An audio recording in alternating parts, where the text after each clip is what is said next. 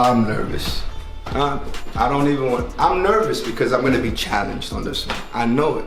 Because when you got someone in front of you that's a powerhouse, I'm gonna face some things I may not want to face because you may know her on TikTok, an author, an artist with her words. But most of all, she's a powerful, beautiful being. This is gonna be a powerful, powerful episode. Please tune into this one. And try not to cry, you heard?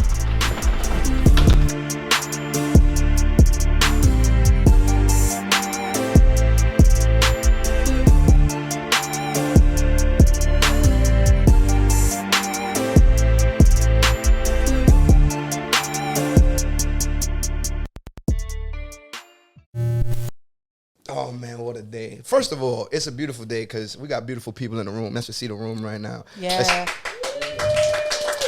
Especially the most powerful, beautiful guest. I don't even know how to. World speaker, I'm going to say, because now everybody knows you're around the world. Wow. Author. Powerful being. Could bake better than your grandmother. True. Funnier than your uncle's aunt. I agree. In so many fashions or ways, I have the one and only Lizbel Ortiz in the living room. Let's clap it up.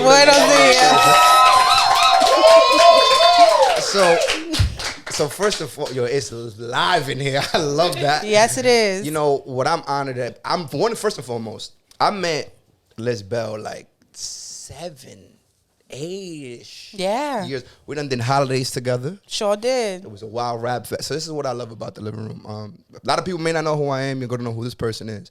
But I really have a relationship with the people that come in here. Mm-hmm. And I have a special one with this lovely lady right here, you know? So we're going to first talk about how I remember Liz, right? And then we'll dive into who she is, her story, etc. That's going to be interesting. Here's how I remember you. Whew. So it's one day I'm in an event. Oh, boy. And I'm going crazy. So at one point in my life, I used to just yell at people. I know what I'm talking about. I used to just vein at the top of my, if you don't care about your mother. I used to really get really passionate, right? This happened to be at an event in New York City. I was on stage. I don't remember what I said, but whatever I said, it came from my heart. And when I was finished, somebody walks up to me and said, listen, I know you don't really know me like that, and I've been here a bunch of times, but what you said actually moved me. My father's a cab driver. He's been doing that for a while, and I don't know what you said to me, but I'm going to go the fuck off. No bullshit. Moments later, I look at a chat. Somebody was airing the chat out. Welcome this person. And remember talking to Andy going, yo, bro, my sister, I used to be the person that want to hold the room and Lisbel, bro. And I was like, damn, that's kind of fire. Then I go to the crib and she's funnier than her brother. I'm sorry. She just is. You know what I'm saying? And a super insightful person. So as I was reading your book, this is why I want to circle back on this, to know that your father speaks different languages, was the stickler for your vocabulary and how you use the words, it's just a great way to start this story. Yes. For those who don't know, there's a book here that we'll get to at the end. But there's no reason why this is probably like the best wordplay, rap, like the authenticity behind your words and everything you stand for is powerful, it's beautiful in a day-to-day where people are scared to speak their truth amongst people, etc. You're doing that in a way that I think everybody should model. So if you're going to give the world Lizbel Ortiz who you are, where you from, you can start. You know what I'm saying? She's about to go off, by the way. Wait, what do you mean? A little introduction? Who are you? Where you from? Okay, you know? I'm Lizbel Ortiz, 28 years old, born and raised in East New York, Brooklyn. Mm-hmm. I'm an author, but before that, I'm a fucking dope-ass woman. Yes, you are. There you go. That's just my opinion. I come from a beautiful family of faith. I feel like that's grounded in more so of who I am. Mm-hmm. And that's really what it is. I have a message, and I'm going to use different avenues to release that message, whether it be through writing, through documentaries, through comedy, whatever it may be. I have a message that I have to tell the world, and it's going to come out. Mm. Damn, I love you. Son. I love you too, Mr. Rose. So here's what I want to say. So started early. You're the youngest of 3. Yes. Your older sister got a gun on her right now. Right now. We know that. Right now. She came packing. That's why she's to the left. That's why she's literally right here. In case I went crazy, it's on her. Yep. She hugged me. I was scared. Yep. I felt it. You felt it, right? With the strap. A younger brother, the other brother, strong as hell for no reason. También. And then I feel like you just had to follow the power. I want to know. I want to know the upbringing of this household because here's let me go back to story time. Now we're close enough where I'm in your crib, right? Mm-hmm. And I'm in there and I said curse word. Yo, this shit is fucking stupid. And Lisbel goes, "Mommy, Robin cursed." I'm just so whap. I got a slap in my mouth. I'm like, oh, she just slapped me. Aquí no se usa esa palabra, coño.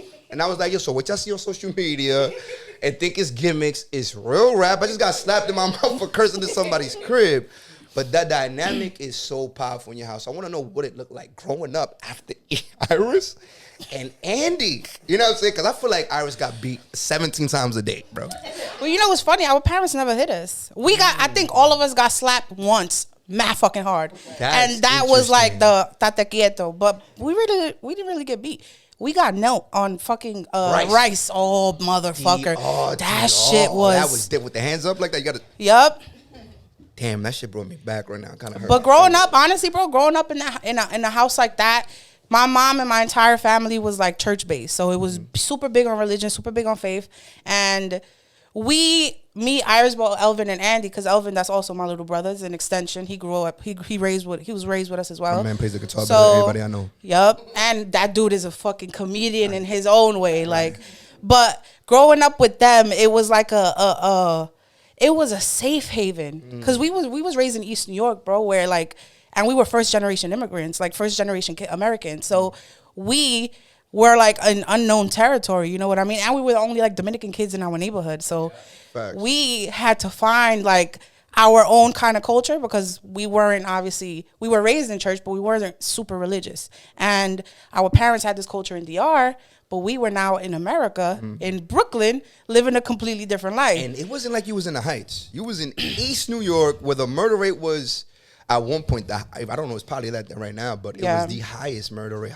It was terrible. And we lived around the corner from the 75th precinct, which is, no, it's not one of the worst. It's the most corrupt precinct in New York. This is going to get good. Yeah. Because here's why I'm saying but here's why I say this, right? Because here's why I say this. Like the irony behind, okay, yeah, chill. All right. Here's why I'm saying, because I'm to even get all that data to say how the humor y'all use, how funny y'all are, how uplifting y'all are. It's crazy to show whoever has an excuse of my neighborhood, the way I grew up. I decided to be negative, bitter, angry. I think it's a choice, you know, and you guys are the old people who had that decision and y'all decided not to. I think it's because the way you were raised, you know what I'm saying? So I kind of want to shed light to, as you were saying, growing up, you didn't get hit. I'm surprised. My mom, which is what people are always surprised to hear that. Like, I think all of us got slapped one time and then that was it. Over. But it wasn't like a constant beating. My mom was actually very like loose with me specifically. I could be talking from the youngest point of view. She probably got a different experience. So for me, it was like she let us, she let us live. We didn't have too much of an issue. But what I will say is that we were surrounded by love. Like, we had the fortunate experience of living in a building where our family was just like third floor, second floor, first floor. Fire. We were surrounded by love. So even though the fucking block around us era matándose, droga, like, all kinds of ill shit, it was like our little safe haven of fucking immigrants just trying to protect their kids. And it was Dominicans, Puerto Ricans, Jamaicans, Trinidadians, like, and it was a community, like, next door to each other. If you knew that the parent, like, let's say you knew my mom worked late, you saw me outside too late, you would say, oye, entra pa tu casa que tú sabes que tu mamá viene. Or if they see that you haven't eaten all day, they'll come and feed you. So it's like, it was really a community of people taking care of each other's children. So we didn't have, it was a privilege to be raised like that because we didn't have to see all of the violence. We didn't feel it until like we became teenagers. I want to just take a moment and speak on that real quick and say, a lot of big things you said there. Community in a world today where I feel like a lot of people are scared to meet each other, be on social media, live behind a screen. the community really raises the people for real. And to know that my uncle could be Jamaican or the Puerto Rican person. I learned how to dance salsa from a Puerto Rican uncle, bro, at 5. Wow. And he was nasty. He could get drunk, you know what I'm saying, put the beer down, spit on the beer. But that's what community is. Yeah. So for those watching that right now, there is a bunch of people in my living room, and it's only love in here, you know what I'm saying? Building a community is big. Now I want to speak on, so you're growing up. I thought you was getting, I ain't gonna lie, I thought y'all was getting whooped crazy. Because I feel like y'all, Andy especially, bro. I just feel like y'all was bad kids. But being the youngest, I have a theory. I have a theory where I say the youngest sibling got the view of, all right, you wildin'. Okay, I'm not doing that. Because that's not good. You keep getting in trouble. You follow what I'm saying? Then it's like, yo, if you wasn't dumb, you could do things. That sound like me. Yeah, I'm trying to get there. Yeah, You know it sound like me. And I go, I'm not going to do what any of what y'all doing because this what makes sense. Yeah. I say that because Jordan's the youngest. A bunch of people who've made it so far in success feel like had someone to look to and say, nah, you wildin', or inspired by them. Is there anything that you think growing up your brothers and sisters did that got you to the avenue? We're going to get to who you are today, but like guided you? Was there like, Lizbel, you should be doing this or not? Or the communication? Because people could live together and not speak to each other. Oh, right. Of course. You know what I'm saying? Like, was there counsel within the house itself about what we're doing? Should we go to school? Should we drop out? Should we not drop out? So what was that? Because I truly believe, look, it was your mom, if I'm not mistaken. Let me answer that. You lived with your pops at any point? Yeah. My pops lived with us until I think I was like 9 or 10. When they split, how did that feel? That was a disaster. That was actually one of the pinpoints that I had when I was 21. And I had like one of those revelations with my mom. And I was like, listen, I've been mad at you my whole life. I just figured it out. There's been resentment within. Yeah, sit tight. Acomódate. That's deep. But there was like, I started like diving into why I was the way that I was. And I was like, that? What is that? What do you mean by that? I would say I'm very opinionated, but I didn't know how to. She's known me since I was 13, so she definitely knows. She ain't lying. But the thing is that I was opinionated and I didn't know how to relay the message without being aggressive. So I had to figure out where the anger was coming from. And I figured out like I figured out a lot of it. But one of those points was a mother wound where I was like, there was a missing piece with me and my mom. There was like a wall. And I know a lot of women can relate to that, where it's like you talk to your mom and there's not much you can get out of her. And there's like this huge ass wall that's put up there. So I had to figure out how can I make my relationship better with my mom? Why is it even estranged? So I look back on it and I remember her leaving my father. And that was the point where I started to resent her as a little girl because she threw him out of our house. She was just like, you gotta go. You gotta get the fuck up out of here. And there was no explanation to you guys? No, none whatsoever. So I was just like, what the fuck? How could you do that to my father? I was a daddy's girl too. And then I turned 20. I'm starting to look back at myself and I'm like, this bitch is the most powerful woman in the fucking world. Cause she left a marriage with 3 children in a country that she doesn't know shit about this place. Everyone would have an opinion back exactly, home. Exactly, where religion, where you as a woman are taught, tu sufre, you just take what you have to do. You're already married by church. There's no way out of it. So looking back at it, I had to apologize. Like, Jesus Christ. There's so much in this message, right? Yes, but it goes to you being able to look at your parent as a person and not as a parent. Because I had to look at my mom as a woman. For so long, I spent my time looking at her as the woman who raised me. When in reality, that was just part of her life. She had a lot of things that happened to her before I got here. I had no idea about, but I judged her reactions without knowing what happened. And me looking at her as a woman, it gave me a whole different perspective on her and even my father. There's so much to unfold in that itself. Like, Jesus, that was so... So here's what I mean. Like, to even remember the year, I was 20, and then say, I have to forgive or apologize. Was that in a journal? Was that, like, when does that light bulb come off and be like, you know what? This whole time, Was it a conversation with a friend? How did that spark? It was a conversation with a friend. My fucking self. I was sitting in my room. This is like right after WV. So I was into personal development. I love to read. Like I found the love of reading again. And I really wanted to figure out where those deep-rooted issues came from.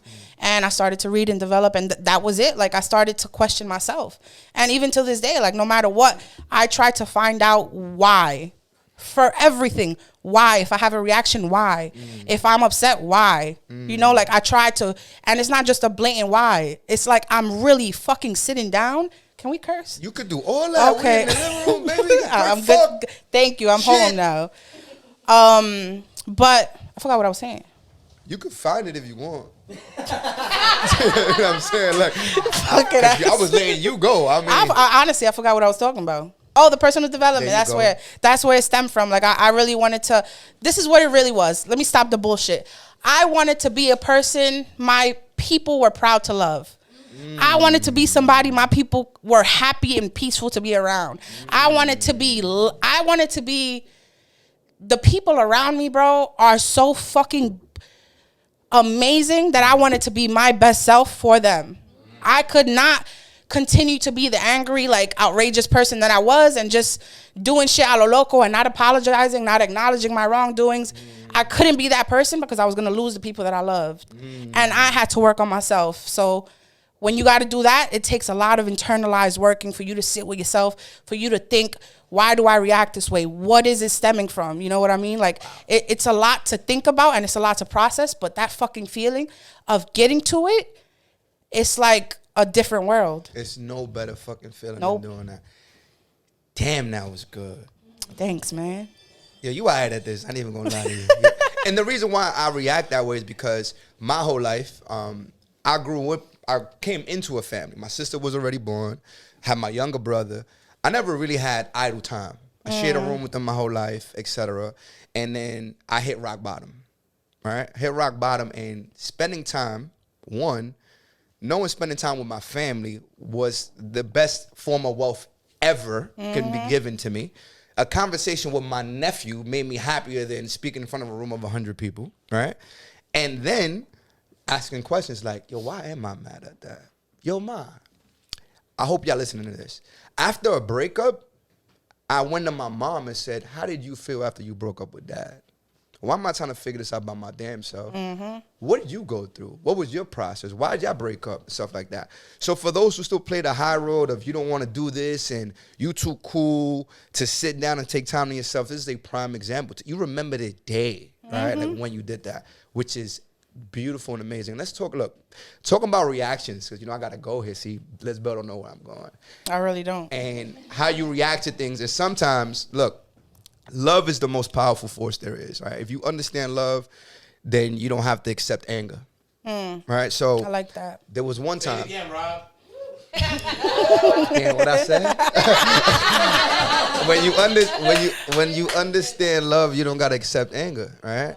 So here's what I knew about Liz: opinionated, but it don't come from a place of you're not being rude, you're being yourself, but you express yourself sometimes first without apology. So there's one day, right? Let's go story mode. There's one day I'm mad excited because I'm doing new things now, right? I leave the feel of what I'm doing. I'm like, yo, I figured out how to trade, et cetera, et cetera. I'm got this new company. So I'm like, you know what I want to talk to? I'm going to come talk to my man, Andy, Lisbel, et cetera. So I come pull up to the crib, right? Oh, boy. Yeah, I'm going there. This is real relationship stuff. So I get there, and this is what, trauma is real and triggers is real, right? Because here's what happens. I pull up, genuine, loving as hell, like, yo, listen. All right, so let me give you a context. That week, probably like 10 of my clients made about $1,000 that day, okay? I had someone that made $40,000 in his first 30 days, right? And I'm still learning, you know what I'm saying? So I'm not necessarily the person who's the best, but I'm like, yo, hold up. I'm wilding if I don't bring this to my people, okay? So I pull up to the crib like, yo, I gotta tell him. Yeah, boy, I'm feeling that too. I'm getting it too. So I'm like, yo, you know what? Yo, Andy, come here. Yo, Tossie, come here. Liz, come here. And I'm like, listen. So it's so fucking funny. The traumas of shit you don't want to do no more. So I sit them down. I'm like, yo, listen. I got this company. And Lizbel's like, what the fuck is this, a presentation? I'm like, nah, son, I'm trying to, you know what? Never mind. Like, never mind, son, because it was so tight in the room. And I had to leave like, what the fuck just happened? Like, yo, how she came at me like that is me. You know what I'm saying? Like, what I do wrong? And look, and not to like, and to circle back how, if you understand love, right, you don't got to accept anger. There's things that we've been through in the past. Yep. I didn't bring a laptop, though. You know what I'm saying? I didn't whip the joint out and bring a guest with me. I'm like, yo, but what did I the fuck did I do? A 3-step setup here? Like, yo, here's why I'm doing this. I ain't doing none of that. And I didn't know if you was tight that day, et cetera, et cetera. Here's the punch, though. Here's the punch. Man.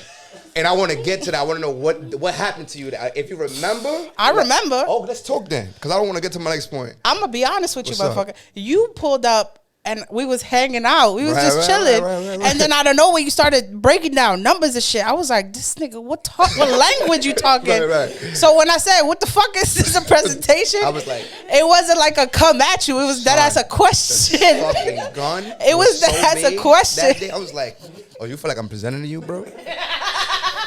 I was confused, my brother. Say less. I really was confused. This is my point here. This is the message I want to bring to some people. Chill out with this. No, that's gonna be on audio, and that's gonna be fire. So here's what I mean by this. I took that moment and be like, you know what? I'm doing good by people. You know, I'm not gonna take offense to that. And down the line, I become a district manager for AT&T. Yep. Right? And at that time, I'm reaching out to people like, who needs a job? Who needs a job? Who needs a job? We already had a conversation, I think. I'm not sure if we had a conversation before it, actually, about that incident. Because that happened. No, never. I didn't. I honestly thought you forgot about it. Not like that. I was like, oh, hell no. I was like, I want home, son. Wait. Fuck this. Was I your dream stealer that night? Yo, bro. You made me feel, you know what it is? You made me feel like I had it on my vision board. I'm about to get y'all started. Y'all know everybody. And halfway into my prayers, bro, you shot me, son. My fault, son. So here's what happened. I'm like, they don't know what they don't know. I'm just trying to, and I ain't gonna lie, it was tense. I feel like everybody had network marketing energy. Oh, absolutely. I started talking, yo, Tossie, you ain't little nigga. Tossie looked away. I was like, yo, it's me, y'all. It ain't, all right, whatever. So then I'm going, yo, I got it. Who needs a job? I don't know where you're at, et cetera. And I'm reaching out, and I'm like, yo, Liz, shut up, pull up. It's love. The job is yours. No interview because I understood where your heart at. Heart was at and everything. And then she quit on the fucking first day, y'all. Sure did. Because first of all, that motherfucker was crazy. How is my interview day? And you say, listen, this job is for people who with kids and people who don't got shit else to do. I need you to be present here, and I need you. What he said was, I need people to give a fuck about a paycheck more than anything. And I was like, listen, brother, all right. Not me. I'll see you one day. Not here though. And here's why I respected it. It was like, yo, Rob, I love you, bro. I don't want you to feel away, but I'm out this shit. You know, like this not. And look where we are today. Look at the level of love. Not having a chip on your shoulder. Not staying in your emotions. Love is bigger than anger, bro. If it don't fit somebody, don't fit somebody. Because today we got an author. Wow. So lo que dicen. It's like, I don't know what life would have looked like if you stood at the dumb job. You know what I'm saying? Not saying that I'm a reason why, because you've had this in your heart for a while. Right. All right. And I want to talk about the preparation of this book, what it took to write the book, to make the decision to say, I'm fucking writing it. I want to know all of it. I don't care if we're here for 4 hours. All right. What's the day you say, I'm writing a book? When's that day? And when did you actually start writing it? So I will say I've always been a writer. When I was a teenager, I used to write poetry. And even before... Give me a poem right now. I wrote the whole fucking Big L verse, bro. Every verse Big L has put out, I wrote, bro. You'll find my writing credits. I'm a rapper, bro. Ask around. No, but she'll cook you straight up. Nah, for real. Nah, I hear that. Nah, but I used to write when I was younger. I used to love reading. I would do fucking 7 book reports if I could, just because it was fun. And I remember one specific day we was at a training in New York City, a regional training, and somebody from Team Dynasty, some dude there, we know his name. Some dude there it was like during lunch, and he was talking shit about a girl. He was just rambling on, and in my head I'm like, yo, this dude is super sexist, like, and I was just so mad that I started writing like my response as if I was talking to him, which in my head now I look back on it and it's fucking ridiculous. I think that's fire. That's really a rapper in you though. Yeah, it is. Really Big L, bro. That's facts. Nah, you catching on. I'm a writer like before and after. Yeah. But he was like going off, and I was like, this dude sounds so ridiculous. And I remember I started writing it, and then the girls came back from lunch, which was Jody and my cousin Jarabel. And I was like, yo, read this real fast. This dude was talking. You did it? You really wrote it on the spot? Yeah, no, I wrote it. Like, it was during lunch, and I just started writing. I was already behind the desk. Not phone? Not pen and paper, bro. I still, to this day, I have a MacBook. I still be pen and paper. I don't like it. I do the natural. But I started writing. I showed them the response. I'm like, yo, look at this. Like, this dude was talking mad shit about this girl. Like, look at what I said. And Jody and Jarabal, they read it, and they was like, yo, you should fucking write a book. Like, and I was like, you fucking bitches, you're so right. That makes sense. Like, when they said it, it was like ding, fucking light bulb, bro, that everything that I have ever, it's like God revealing something to you. Something that you felt all of your life, but you was just like, what is it? What is it? What is it? I say it in my book. I have spent my life trying to say a message and not knowing how to get it out of me. And that's why I love my family so much, because they knew me before I was polished, before I knew how to articulate myself, and they still defended me. That is why I am the way that I am, because even though I was going against the family and basically being like the black sheep in terms of what I was vocally saying to them, I still had my brothers and my sisters. Fire. Always like, yo, shut the fuck up. Lisbel know what she talking about. They defended me when they shouldn't have. And that's why I am, because I'm secure. I'm surrounded by love. So, but to get back to the writing, I started when I was 21. I'm 28 years old, bro. That was it. 7-year-old baby. 7-year-old baby, bro. And I was writing every day. That's fire. Yeah, but you know what it is? I say it in the book. What takes you longer? Is it you actually fulfilling your dream, or is it you believing in yourself and actually doing it? But yes, I will. That's fucking powerful. That was so powerful. Yes, but we spend more time thinking about our actual dreams than actually pursuing it. And it's like, what's harder? Is it you really sitting down and putting your head down and writing or recording? Or is it you trying to believe in yourself and saying, yo, I should write, I should record? That's the process that takes the longest. Because we're talking to ourselves, and it's just like, should I write? No, you stupid bitch. Should I rap? You can't rhyme. Nobody's listening to your shit. Oh, should I start a podcast? For what? Nobody's going to listen to it. It's like the good and then the bad. And for so many years, we let the bad win. And I remember I called my sister in 2020 and I said, yo, this year I'm releasing the fucking book. And she is my witness. I got goosebumps because it was the first time I ever believed it. I had said it every year. I'm releasing my book. I'm releasing my book. I'm releasing my book. And it wasn't until I said it that year, 2020, when I felt it and I was like, oh shit, this is that ass about to happen. Yo, shout out to 2020. Yes. Because I swear, these episodes, bro, the theme, faith, believe in yourself, in 2020, when the world was the craziest, people turned out to be the boldest. Yep. You know what I'm saying? Like, yo, nah, it's over. I'm not doing it. It's so good. So when you tell your sister, where were you? Y'all were together? You was on the phone? We was on the phone. Yeah. It was in the hood. I felt like that was a midnight call. Like it was. Nah, it was like a random call, and I remember I was typing on my computer, and we was just talking regular, like all the time. And I remember just saying, yo, you know what? This fucking year, I'm releasing my book. So those words. And I remember I got chills all over my body when I said it. And when we hung up, I was like, holy shit. I believe myself actually this time. I actually believe what I just said. I do feel like I'm going to release my book this year. The process of believing in yourself took a while. Yes. Right? Why do you think that is?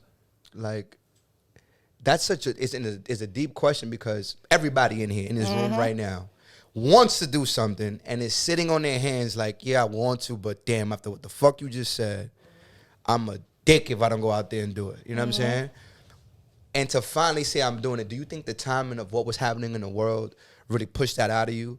Or did you have so much of the book already written to then be like, I'm bugging out, let me finish? Like, I want to know in 2020 how much of the book you had written to then really feel comfortable with what you were saying. Like, if there was enough practice behind your belief, or that's the year you said it's coming out and you wrote the bulk of your book. Yeah, so I had my themes ready. I had every theme that I wanted to dive into in the book. Yeah, the ideas were ready. When I was 21, I started writing. That's what my board is. I have all the old paperwork. Like, now I read it and I'm like, this shit is trash. Right. But what I did is I wrote all of that throughout the years that I wasn't believing in myself. And then 2020 came and I rewrote everything in the version of me. Yeah, it was legit like that. But you know what's crazy? I was jobless from 21 to like 25, 26. How do you do that? I was a baker. That's a fact. I was a baker. And I remember, fire cakes, by the way. But those 6 years I was jobless and I wrote the least. And then I turned 27. I actually got a job working with my sister at that time. And that's when I went deep into my writing bag, because now I had a schedule. I was at work, like, writing, and I would get home and it was like, yo, I have to write. That was my schedule. I have to write. I have to push it out. And then we went into quarantine, and that shit was a whole different blessing where I got to stay at home and just really dive into my mind and write. But most of the writing, I would say, that ass took place in 2020. Even though I was writing throughout the years, I revised like all of the passages and did everything basically from scratch. It takes 7 years to be an overnight success. Yeah. Right? Wow. Like, let me tell you something right now. I'm not a huge, I read. I'm not a huge reader, right?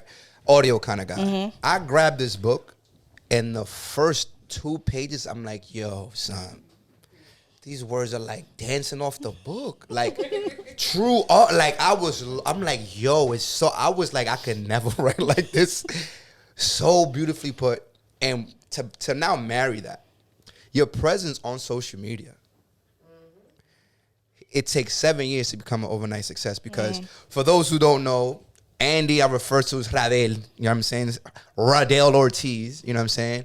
This is the lady behind the camera, right? This whole time.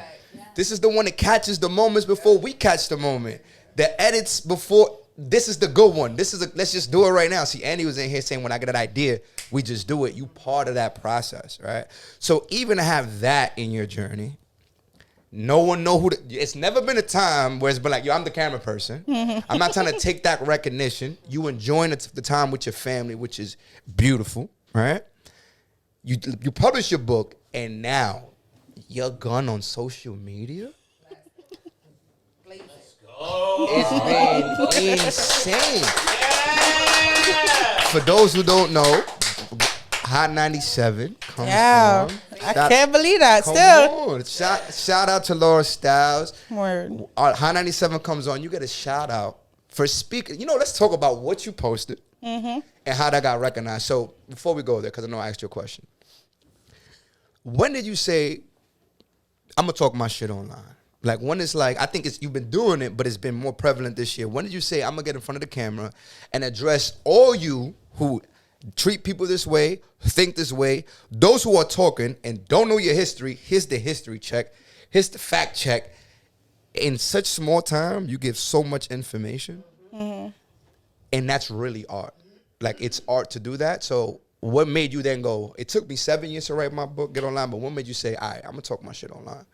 Like, I'm going to be more present on what I feel, what's right, etc. I believe in myself. Ooh. Let's go. That ass. That's it. I swear to everything. Beautiful. I believe in myself. That's really it. And when you believe in, like, so I just wrote this on somebody asked me a question, and I said, to believe in yourself is to know yourself. So I have gotten to know myself deeply, better than anybody in this world besides God could reach my soul. I've done the internal work. I know what I'm good at. I know what the beauty that I bring to this world. I know what I'm bad at, and I know what I need to work on. And guess what? I have no problem working on that. So my ego my ego, of course, we're still working on it, sure. But it's in check. You know what I mean? And I know that my work is more so for God and for my people. It's not about me. And I learned this from my brother because I had a lot of self-conscious issues. And he was like, listen, it's about the message. It's not about the messenger. Facts. You know what I mean? Like, of course, you have a way to say things, but at the end of your life, people are going to remember what you did and how you made them feel. Not about, oh, your fucking nose is big. I got a big ass nose. And guess what? You a beautiful motherfucker. I fucking love You're you. gorgeous. Not as beautiful as you, though, Nah, baby. you a 10, bro. In East New York, you a 10. I'm going out tonight, But that's really it, bro. Like, I just believe in myself, and I feel fearless in the sense where I know who I am, I know what I want to do, and I know the message that I want to deliver. And because that message and that is sent from God, there's nobody else that can block it. Nobody. Not a person on social media, not a person that I love in real life, not a friend, or, there's nobody that can remove me from that path, because I really, truly, honestly, wholeheartedly feel that it's sent from God. Let me just take a moment to address the people. So we don't know what your belief is, right? Whether it's God, the universe, etc. But once it's rooted bigger than you. It's the point. I believe in God. We're not here to push what we believe, but what we do believe is bigger than us. Absolutely. And that once that is in connection, it's scary, the power that could. Here's what I mean by scary. A person that been working on something behind the closed doors, only you know that. We don't know that. To be selling out of your book. Ooh, let's do it. Yeah. Smile. Yeah, let that out. To not only write a book, to be selling out, to then speak your message and get 2 million views on TikTok. Say what? It was a point where she tried to run away. Run! Videos, and she could not run I love away. that you said that. Yeah, because it's true. Hold on. Wait, let me get there. Yeah, let's talk about that fear then. So, because I was going to say, first of all, the joint where you did all different guys? Nah. For the, all right, that one was amazing. I watched it 17 times in a row. Yeah. So, for those who are watching this, you're going to have the link of our Instagram on the description below, but it's Lizbel Ortiz, if I'm not mistaken, right? No underscores or anything like nothing. Lizbel Ortiz. When I say this is an artist, for real, and it's an artist, bro, like, because I know every one of them dudes, you heard? Yeah, like, me too. I was like, yo, that's John. You know what I'm saying? Like, it was, one, I want to know this, because I'm new to TikTok, right? Follow me on TikTok. I don't even know my name. I think it's Della Prophet or some joint. I just made my first TikTok. You know what I mean? Something. I don't know what. I got a little 23 looks on my joint. I feel good though. You know that's fire. That's love. The preparation of that video. I'm curious to know how long did it take to come up with the concept? How long did it take you to actually shoot that? Like, now I want to do these many people. Did you write that? No. Freak out that, bro. I swear. Nah, no. So I'm saying, bro. Nah, so relax. I'm chilling. I'm excited. So let me take my drink. Yeah, but Andy, can I have some more? Can we refill? Yeah. Get that. Let's get that. Pass it Stop down. hiding the bottle, Brian. So those characters, I saw somebody on TikTok, which is the first video where you see like the first 2 seconds. Okay. She was like, oh, this is how I would look if I had a beard. And she was like, you know what women don't be doing? And I was like, yo, it would be so fucking funny if there was an actual dude podcast, like, of just dudes saying a bunch of shit. So I went on Snapchat. I looked at the filters and I was like, oh, these fucking dickheads. And I just started thinking of shit that I've heard. Right. And I just, I've had the wonderful opportunity of being around a lot of men in my life, growing up around family and shit, and even the guy friends that I have now. So I listened to the conversations and I was just like, let me exaggerate the shit a little bit because this is how they really sound. And I didn't write down any characters. I literally had the idea for a week and a half, and I was just like, I'm not gonna do that shit. I'm not gonna do it because I'm not into like super comedy videos. That was my mindset, and I was like, I'm not gonna. I don't know. It was an idea, but after a week and a half, I was like, fuck it. Let me just do it. And I did it within. I think it took me an hour to do the first one. Literally an hour to film it and to edit it and everything. And I posted it. And I remember. I posted it and I didn't think anything of it, and then I went back on TikTok. That shit had like fucking 4 million views. I said, what the fuck? Yo, that's insane. Let me ask you a question though. What does that do? Thank you. Like, what does that do? You can pass. Thank you so much. I appreciate you. Is that like, because now, here's what also happened. We're going to speak on social media because it's very prevalent to like, I think this is so beautiful to see because I believe you in the beginning of your journey. Like, we have just seen the beginning of what you're about to do. You did 2 parts of that. Yeah. Both were bangers, all right? But then you also have response videos to hecklers. Yeah. Oh, so good. Oh, so good. Because look, I'm gonna talk to the camera really quick. Some of you gonna start your journey, and it's gonna be scary. And it's going to be ugly. And you're going to think about it and not do it. You're going to think about it for 7 years, 10 years, never do it because you're worried about what other people are going to say. Yeah. And today, the bullies online, they're not even in person. They don't even have a profile, and that person's opinion is stronger than your belief. You start something, you no longer follow through. When someone who finally believed in herself, the way you address them online, got their pick. All right, let's highlight this one right now. It's gangsta, it's Brooklyn. I ain't even gonna lie. It's so good when you see your art, the things that you finally put out, because you mentioned it in the video. Someone now has the nerve, the audacity to say, how dare you, etc. Does it gear up the anger and rage, or it kicks the artist in you like, oh, I got some bars to get off now? Does it do both? Oh, yes. That's why I got the grin. I see that. Oh, because it does. Nod in the head. Absolutely. And you know what it is? To be a woman is to always fucking be angry, bro. Unfortunately. If you said it, not me. I said it, motherfucker. She said it, not I me. said it. We are good. Yo, lighten up. You need a hug? Come in. What do you mean? You the reason why we mad, yeah, motherfucker. Yeah, don't be talking to them. Talk to me. I'm going to talk to you. All right, cool. Relax. So, look. You right. Maybe you are angry because of me, but I didn't do it. No. So what I mean is that we already have so much shit to deal with. Right. You know what I mean? There's so much exactly. You provide. You holding the baby for 9 months. Are you calling me fat?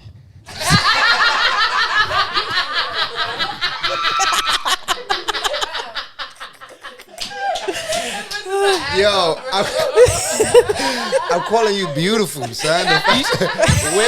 You women hold the baby for 9 months. So to be a woman is to be enraged. I hear you. And to be an artist is to want to release a message. So I only respond to a heckler if I could do a message behind it, and if there's like a point to prove. That's so big. Absolutely, because I'm not gonna argue with people who are fixated on misunderstanding me. If you are just looking for a reason to disagree with my opinion because you have your own personal beliefs, do your thing. But I will only respond to it if there's a message. So like the dude who called me out my name and said a bunch of shit, went crazy. It was like, let me take a look, because one of the messages that fat men be fucking wilding on fat women, and it's like, I don't get it. That's my girl, we in this thing together. Like, hey, baby, the discrimination, bro, it's not gonna run. You a big bitch just like me. Let's have a good time. But the thing is, that's another part of sexism, where it's like, now you think that because you're a man, only women are upholded to these beauty standards. So the message was, all right, let's talk about you. I'm gonna cut your ass a little bit because you do look like, you look kind of crazy. But past that is the point of the message, which is a lot of men think that they can dissect women as if, just because women are present. And it's like, realistically, most of the women that you are dissecting would never fuck you, would never talk to you, wouldn't spit on you if you were on fire. Facts. They wouldn't spit on you if you were on fire. So it's like, I don't like the double standards in that part. So I do respond to hecklers only if there's a message. Like if there's a heckler of talking about racism, if there's a message that I can get across to certain people, regarding that one comment, then I'll do it. I think even now, let's take a moment and just, dissect that as well. The energy still spent to show love in a situation that could get you angry. You know what I'm saying? Like the fact that you say, all right, cool, you talking crazy, but there's a message for people. There's a learning point. That's the teach. Yeah, you were a teacher at one point? I think I'm supposed to be a teacher. You are, and it brings me back to my dad, because my dad was a teacher, and my dad did poetry when he was a teenager. So they ain't that mad because the dad made her the teacher. Exactly. You know what I'm saying? Not but. You see how I did that? You see how I did that? I brought that back. You feel me? But yeah, my dad was my number one teacher, bro. My dad used to take me cab driving before it was like super unsafe. And he would always tell me like a bunch of shit, just random facts about the US or even just DR. And that shit just, it made me love learning. I was just like, oh shit, there's mad information in this world. There's just stuff to know. What the fuck? I want to know. Let me tell you right now, that is called windshield time. Sometimes getting in a car with somebody and just going off of ideas and talking is the best lesson. It's the best time spent. I think conversations are supposed to happen in cars. I mean, there's sound listen to music because the way the speakers are, but windshield time, if you in your crib, you depressed and all that, get in the car with somebody. Yep. Get in the car, take a ride. Where you going? No one cares. Just go. You know what I'm saying? Kick it, get it off your chest. That is incredible. Yo, Liz, you a fucking monster. Thank you. What you do. Like, it's incredible. Let's clap it up for Liz one time. Thanks, man. So when I say teaching, right? Because I feel like there's so much. Like, if you had a favorite topic, not a favorite subject to speak on, because I think the women empowerment, or I want to just say women empowerment, it's the facts behind your message. You don't speak it as, I can be angry because of the facts, is you're misunderstood. Here are the facts.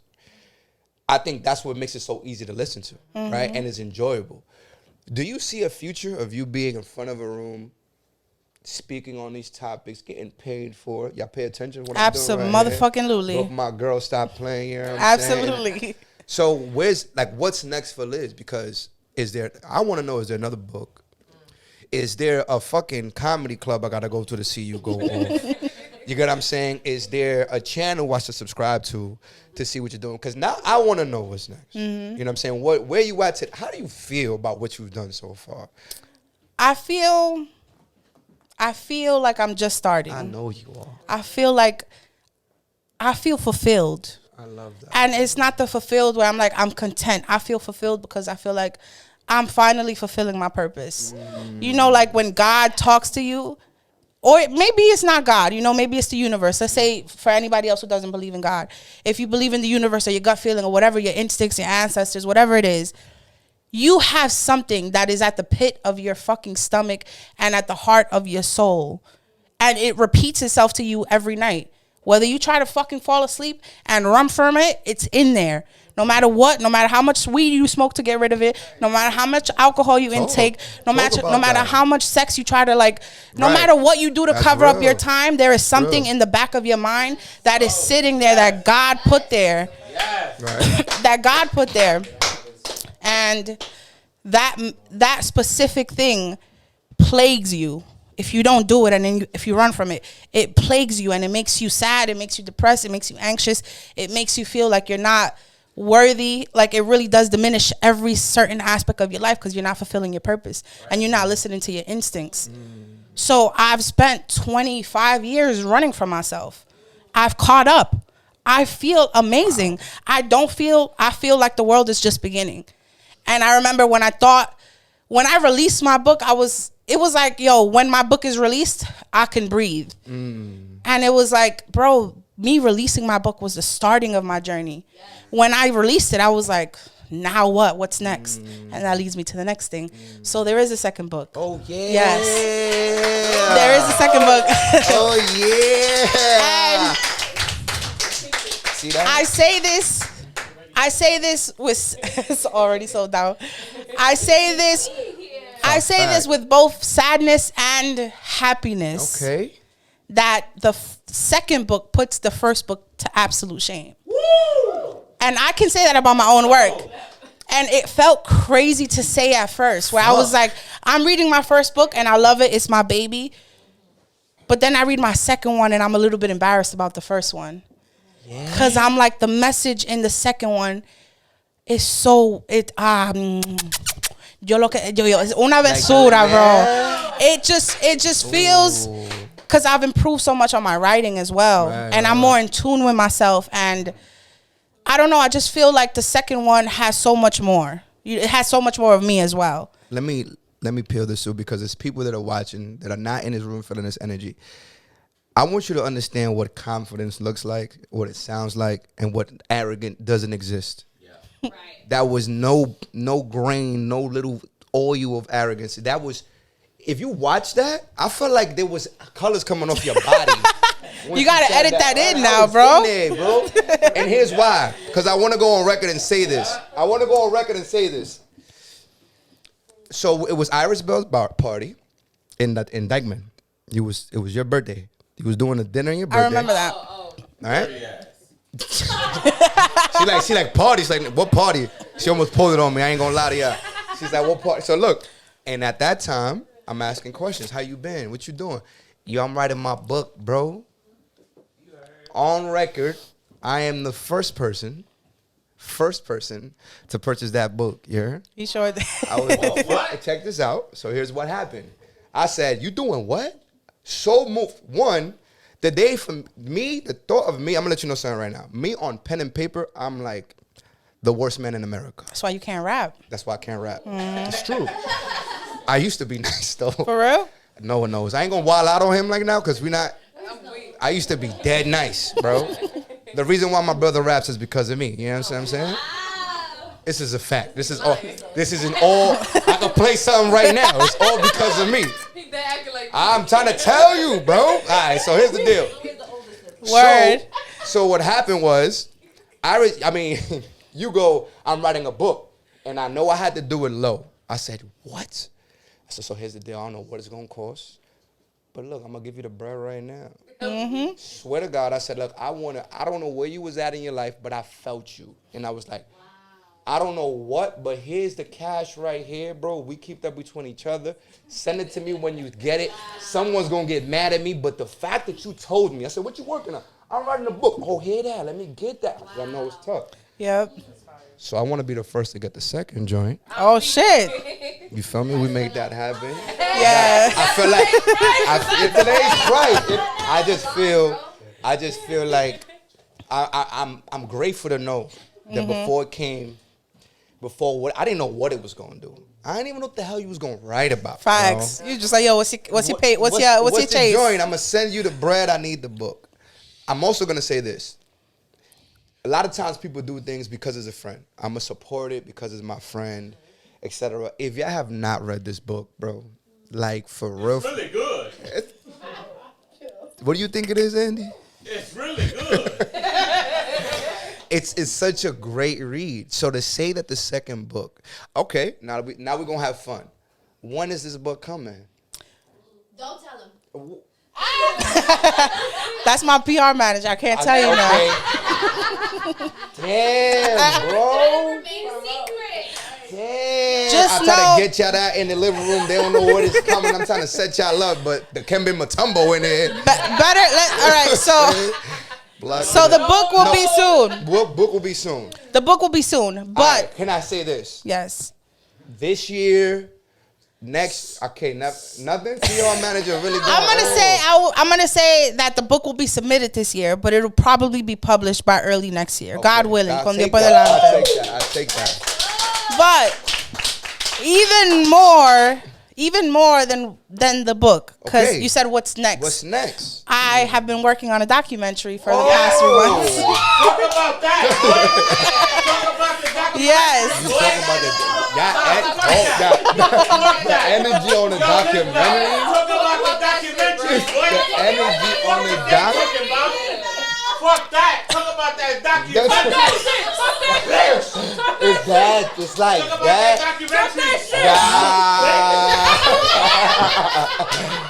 Yo, it's like that. Yeah. They cooking. So hold on. And here's what I love. I get, first and foremost, I don't got to work out for like 3 weeks because I feel like the energy ain't got me right. You heard? Like, See my ab workout? We'll talk about that later. The documentary. Okay, so if we don't have to because we get the PR. We got the PR manager, good looking. Can we get, all right, so this documentary. Mm-hmm.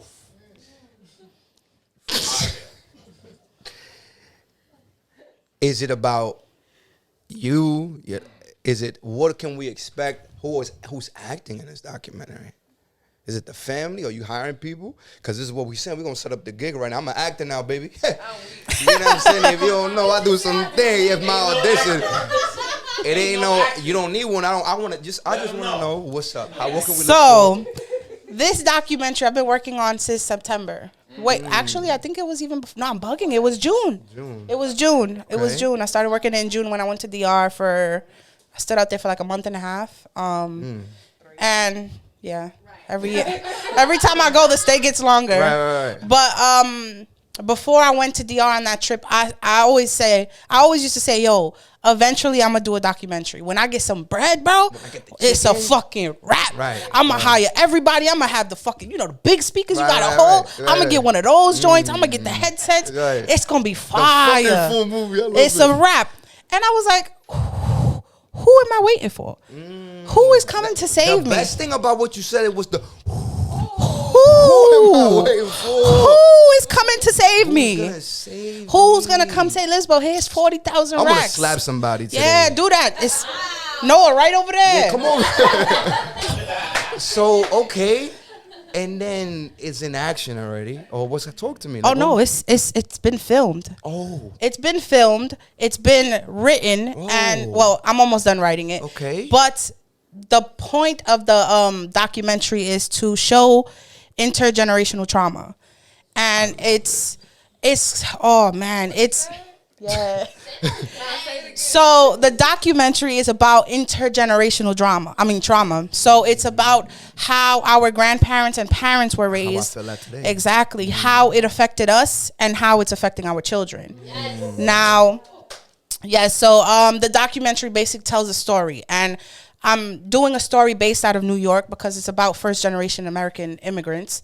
And it takes the story back home. This is not a story that's written out. It's really me telling a story of our people and about Dominicans and just immigrants in general. And I want to tell the story of how they were raised, why they are the way that they are. Correct. And how that affected us, and now how we can change the way for our generation to come. So it's like a river. You know what I mean? A river of running water, which is like the trauma that our parents didn't deal with eventually affected us.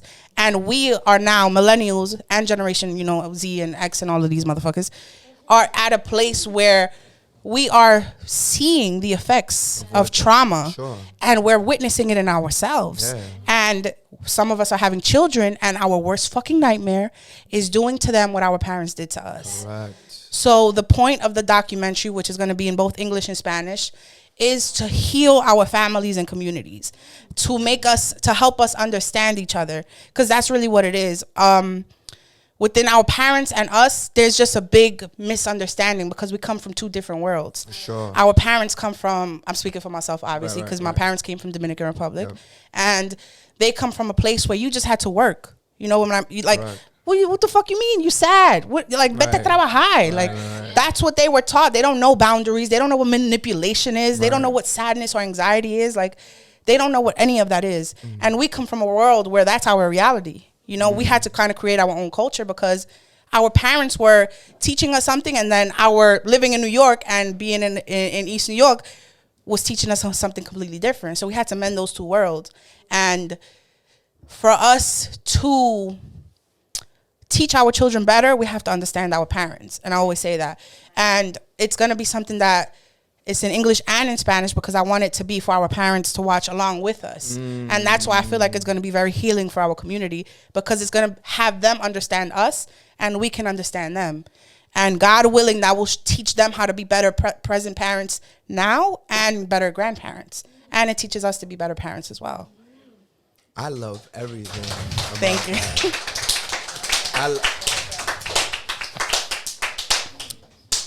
This was so damn good. Thanks, man. Listen, so here's what I. So, here's what I'm coming from. From hearing what you're saying, I think that's is a big task. It's a powerful task because someone right now has traumas and walks around getting triggered consistently. Yep. And don't know how to respond, just react. And don't know why things aren't going well, right? Because they have an example of their mom and dad are the same way. So to give a visual, because to think of how do I heal a trauma? Let me ask. If I'm here trying to, because you went through the journey, self-filling, trying to find out what's going on. If I have some traumas, what's the first step of trying to heal from this trauma? Like, can I really heal from this trauma? Absolutely. You're looking at somebody who has. Honestly, I've been through some shit, motherfucker. I've been through some shit. Tú me ves ahora, but I'm completely. And you met me when I was going through that shit. The person I am now is completely different to what I was 6 years ago. So I want to say this, and this is why I leave that question, which is a tough question to answer in one shot, because y'all didn't see Lisbel like I saw Lisbel, son. I saw so much Iris and Andy in you at the same time. I didn't know if you was gonna hug me or punch me. Both. That's been my issue my whole life. Like, yo, is she tight or she just like that? You know how you be like, yo, they just look like that? And it's like, nah, she can't look like that. Because you got a beautiful smile, but that ain't come out a lot. Nah, hell no. I've always been stale-faced. So to see you today, and we echoed this so much, it took the 7-year journey. Some people are going to just relate to your success now and say, look, but it's different. She could write, and her father helped her, and she now has a presence, and not listen to the biggest message there. It's, you got to really go through this. I don't know what it is. I'm tired of feeling this way. What's the answer? Kind of deal. For me, it was in a journal. All right. For you, it was a conversation at first. If I'm someone right now listening to this, because here's what I'm realizing, I think. We went through a phase where we saw personal growth, learning how to seek, read, you came in love, etc. There's someone who's going to watch this right now and going to say, well, I don't got your friends. I don't got that support. No one actually loves me. Going through the darkest time, so they think. How do I make that shift? If I was in a room right now telling you, listen, nobody cares about me, I'm depressed, no one can heal me, is there a solution for me? Absolutely. Absolutely. How? I'll say this for myself. For most of my life, I was numb. I numbed myself. It's like whenever something happens to you at an early age, you stay that age mentally. For a lot of people. Again. Yes, when something affects you way too early in your life, you remain that age emotionally. Which is why sometimes you can talk to your parents and you feel like you're talking to a 16-year-old. And it's because they had to grow up when they were 16. Yeah, aplauden, eso fue bueno.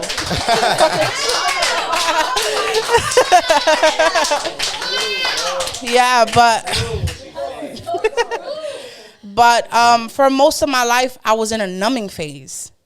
And it wasn't until I sat with myself that I was like, wait, what is all of this about? You know what I mean? And I would say to that person, the first thing that you should ever do is identify your triggers. What is it that affects you? I had to sit down and say, all right, what is it that affects me? Number one, what is something that could take me from here to here? In a minute. Ooh, motherfucker, interrupt me while I'm talking. Ooh. Ask these motherfuckers.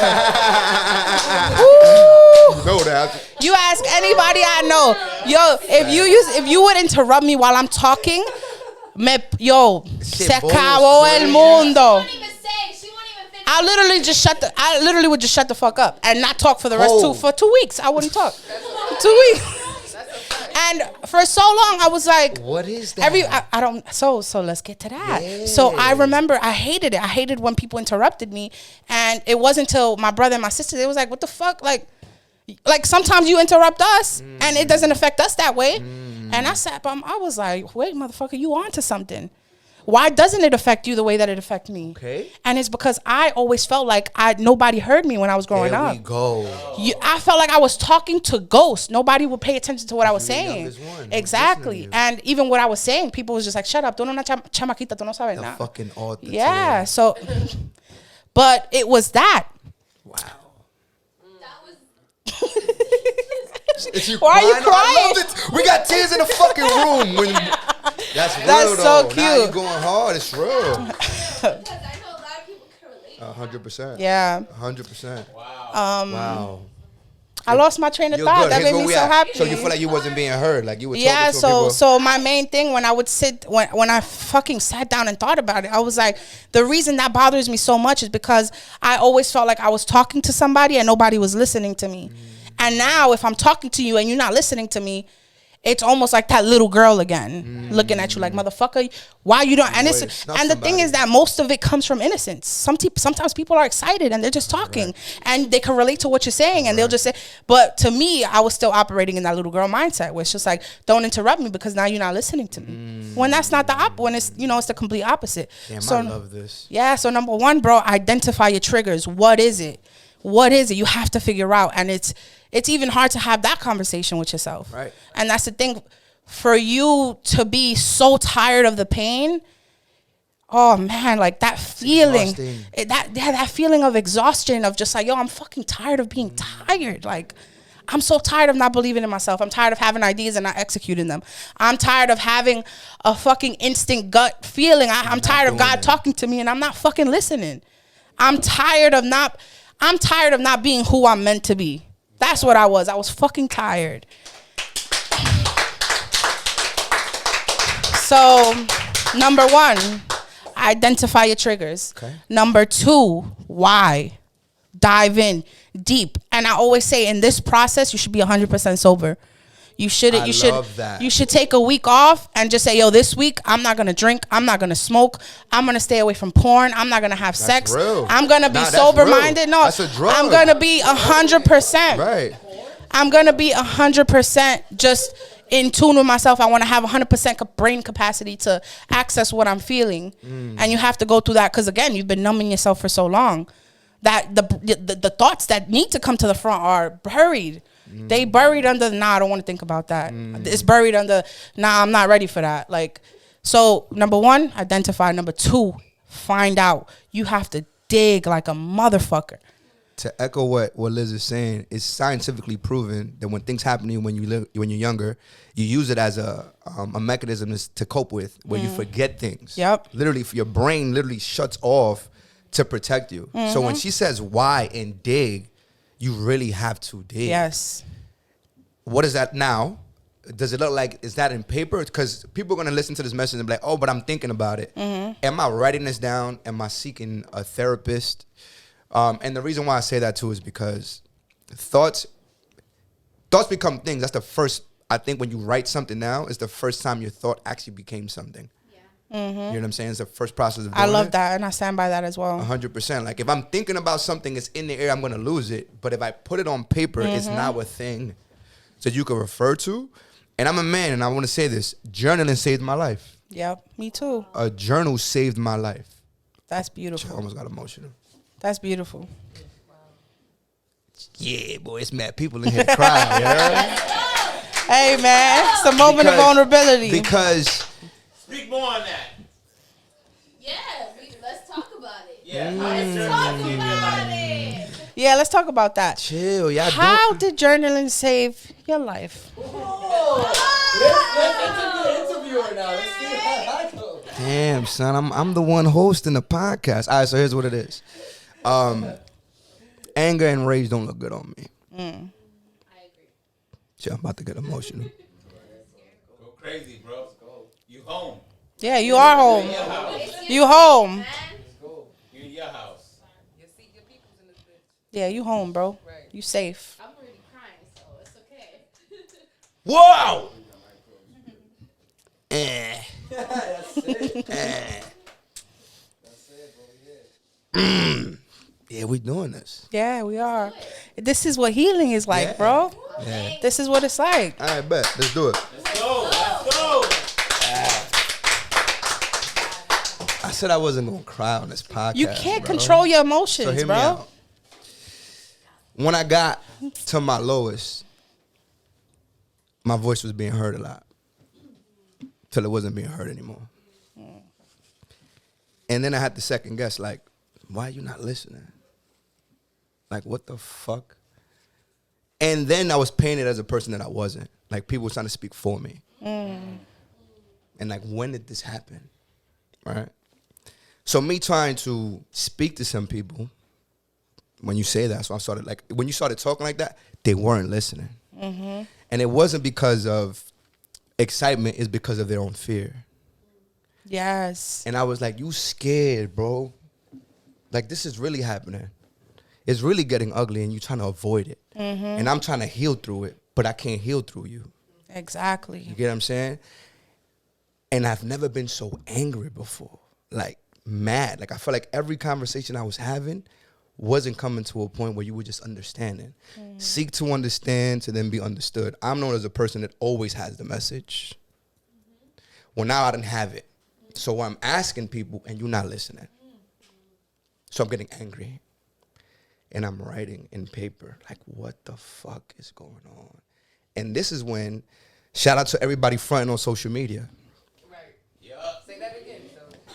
Shout out to everybody fronting on social media. It's getting me more angry when you fronting online. It's doing something to me when I get up, like, you fake fuck, shut up. You are not getting money. You're not getting paid right now, bro. You're not even driving that car, son. I want to fight everybody. That's a fact. Because y'all liking it. Yo, let's just talk. All right. Here's what happened. Hear me out. Let me just say this. I'm going to just say this. I only know how to touch a room. All right. I only knew how to speak my truth to get results that I was getting. As soon as I felt like I was lying and you was painting me to be a lie when I was trying to tell you the truth, you getting me angry. You're getting me angry. And the reason I got emotional is because I thought to myself, I said, I don't want to be around nobody. I don't know what's real. Fuck all y'all. Let me find it in me. I don't like that shit. You know why I don't like it? Here's why I don't like it. Oh, it ain't the attention. I don't care about your attention. I'm chilling without your attention. It ain't for you lost in girls, it ain't girls either. You know what I'm saying? Like, it's not that. Money, it's not money. It's ears that care. If I could come talk to my nephew, and he's like, yo, you listening to me, my nigga. If I could be in a room with my brother and I lost time, so all I care about is the truth bouncing off of you and off of me, but I gotta find my truth first. Am I in pain? Why am I in pain? Yeah. Did I feel like I lost my identity? No, I don't, so go fix it. You know what I'm saying? Like, what is it? And here's why I made this delivery room. This idea of this podcast has been in my heart since Rafa, you tell me, 2017? Wow. What is that, 76 years? We're on 6 years. 5 years, 2022, not 2023. 5 years. Wow. So, I think it's the person that had something in their body for 7 had to come meet somebody who had it in their body for 5. Yeah. To say, I only want to do things in my living room because I trust you enough to come to my house. I know you're going to hear me in my own living room. Wow. This podcast, I love if it touches somebody, but as you can see, this is for me. Yeah. Like, helping me heal live right now is for me. Like, I selfishly wanted to be like, you know what? I'm tired of being quiet. 2021, at the end of the year was December. I'm working out in the crib, and I'm on FaceTime with Ian Tra, and I'm like, yo, you know what I want to do next year? I just want to give value. That's it. I feel like I learned so much. I'm free. There's nothing that you could do or say to shake me. I just want to give somebody who went through whatever I went through, could relate to what I'm relating to, got a story like yours that I can't say, you could only speak for yourself. You're going to get it out of my living room. And I thank you so much for even asking me that question. Of course, man. Thank you for having me, bro. Yo, this was... How I'm going to go out after that? You know, a night that, you know, again, this is a beautiful night. I mean, if there's something else you want to give to a person or something that's on your heart, you know, before we, you know, bring this beautiful, lovely journey, this ship to a landing. Yes. I do have a last message. It's probably, I will say that if you have something in your heart, if you have something that's been sitting at the back of your head, and it's something that you told yourself, I don't want to think about that right now. Trust me, I still have those thoughts. There's things that you don't want to deal with, that you don't want to think about, that you just don't want to dive into because it's too painful. Go through it. Fucking do it, because it's going to sit there until you die if you're not brave enough to tackle it. And you deserve to live a fucking beautiful, peaceful life. You deserve to feel fulfilled. You deserve to be loved. You deserve to have happiness. You deserve to have peace. And you deserve to live a life without trauma and without trauma lingering behind you as well. So I wish that for everybody listening to this. Right absolutely. That's my final message. My final message is dig into your heart and your soul and your fucking mind and body. Just you. Don't let nobody else influence it. Make sure that it's you. And I promise you, if you go through that painful few weeks, maybe it's a month, and maybe it's just hard, it's you going into your spirit and writing down and burning the paper afterwards if you want to. Because guess what? It's for you. It's your healing. Nobody else's. So if you want to write every fucking terrible thought you've ever had in your fucking mind, write it down and watch how you feel when you're done. And if you want, burn it. If you don't want to, keep it with you as a part of a healing process. But do the painful work, because once you go through that, it's a fucking glory. I promise you. If you just dive in, do what's hard. And I know that it's fucking hard. Trust me, I've been through it and I'm going through it. But when you do that shit, you make it through that fucking bridge of pain and you get your first breath of fresh air. It's like you've been drowning, my nigga, for 30 years. And now you could breathe. So it's painful. I know, I understand. Everybody has their own personal story, their own personal things that has happened to them before this moment. But do it. I promise you, the healing that comes after you've dissected those problems, I don't even know how to explain it. It's a feeling. And if a woman like this can't put those feelings into words, you know it's worth the journey. Ladies and gentlemen, that is an episode of In the Living Room.